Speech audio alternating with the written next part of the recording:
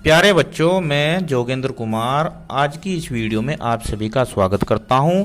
इस वीडियो में हम कक्षा 6 एनसीईआरटी गणित अध्याय 3 संख्याओं के साथ खेलना चैप्टर के बारे में चर्चा करेंगे। इसके अंतर्गत हम प्रश्नावली 3.1 की प्रश्न संख्या 2 से 4 तक को हल करना सीखेंगे। इससे पहले वीडियो में हमने जो उसका पार्ट 1 था, ये 2 है।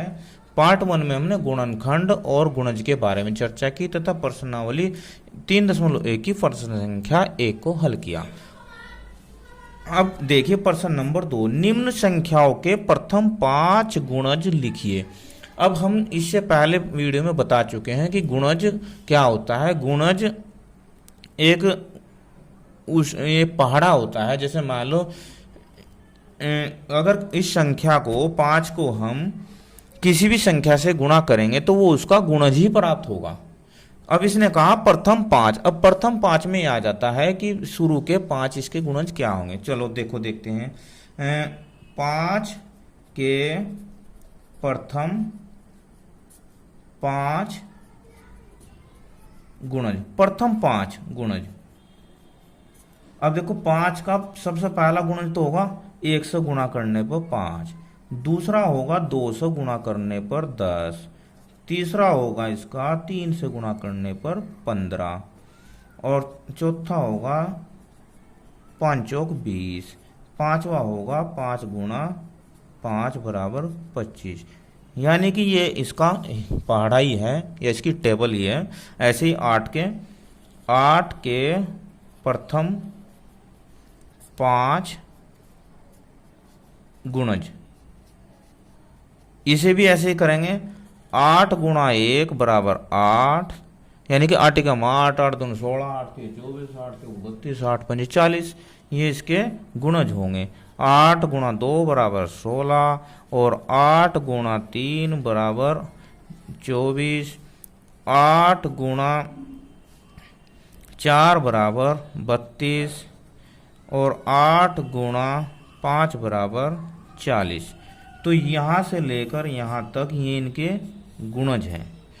अब 9 के भी देखो। 9 गुणा 1 बराबर 9, 9 गुणा 2 बराबर 18 और 9 गुणा 3 बराबर 27, 9 गुणा 4 बराबर 36, 9 गुणा 5 बराबर 45।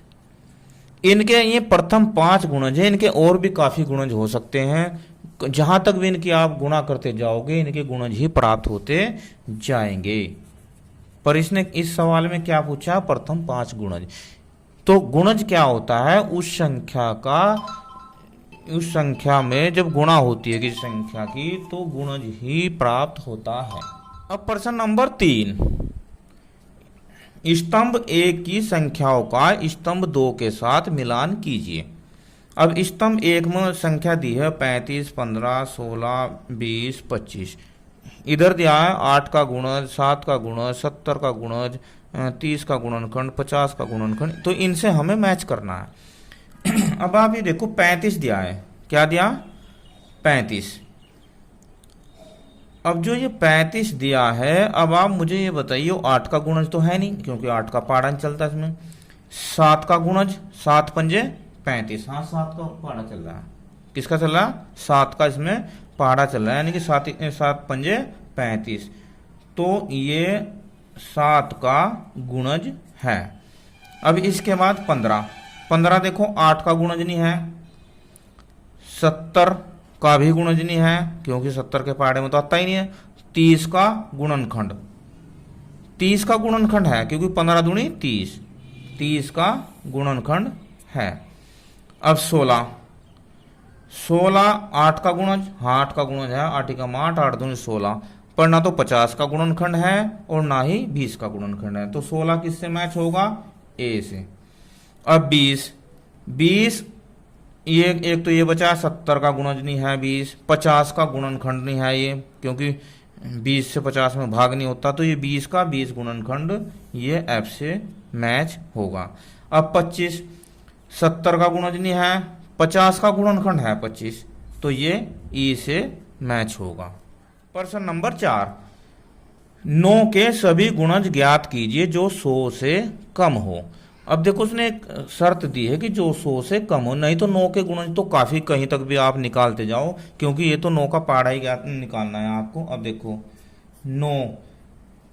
9 गुणा 1 तो 9 गुणा 2 9 दूनी 18, 9 गुणा 3 ये होगा 9 तिया 27, 9 गुणा 4 9 चौक 36, 9 गुणा 5 9 पंजे 45, 9 गुणा 6 9 छकी 54, और 9 गुणा 7 9 सत्ते 63, 9 गुणा 8 9 अठे 72, 9 गुणा 9 81, और 9 गुणा 10 90, और 9 गुणा 11 11 नब्बे 99।